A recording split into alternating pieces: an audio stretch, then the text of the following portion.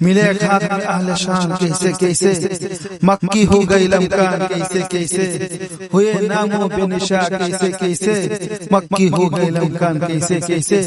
बचपन ने तुझे परसों खिलाया, जवानी ने फिर तुझे मजनू बनाया, बुढ़ापे आके फिर क्या क्या सिताया, अजल ने चरा कर देगी बिल्कुल सफाया।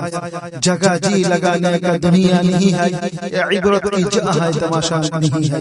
मुहतरम हाज़िरीन, আজকে হয়তো আমরা ভাবতে পারি সম্পর্ক হলেই মনে হয় কিছু হয়ে যায়, সম্পদের মালিক হলেই মনে হয় কিছু হয়ে যায়, আধিপত্য আসলেই মনে হয় কিছু হয়ে যায়। না না না না, যালিকা মাতাউল হায়াতিদ দুনিয়া, এটা তো হলো দুনিয়ার খেল, এটা তো হলো দুনিয়ার রং তামাশা। আল্লাহ দুনিয়া কোন জিনিস দেখেন না, দুনিয়া কোন জিনিস দেখবেন না, আল্লাহ দেখবেন ছোট্ট এই জীবনটা কি করছে। মনে পড়ে যায় ফেরাউনের বাড়ির কাজে বুয়া কাজে মহিলার মাস্টার কথা। ২৫০০ বছর পরে তারা পড়তে শুকরান আসতেছে।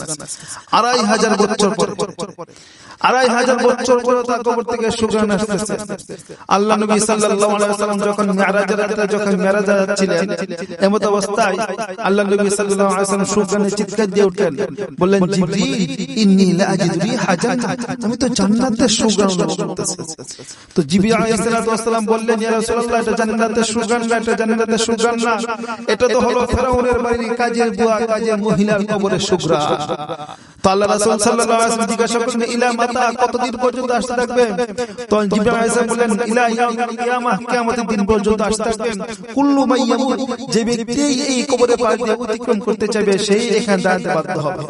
তো আল্লাহ রাসূল সাল্লাল্লাহু আলাইহি ওয়াসাল্লাম জিবরিল আলাইহিস সালাতু ওয়াস সালামকে বললেন, জিবরিল পুরো কাহিনীটা শোনালে তো আমার উম্মতকে বলতে সহজ হতো।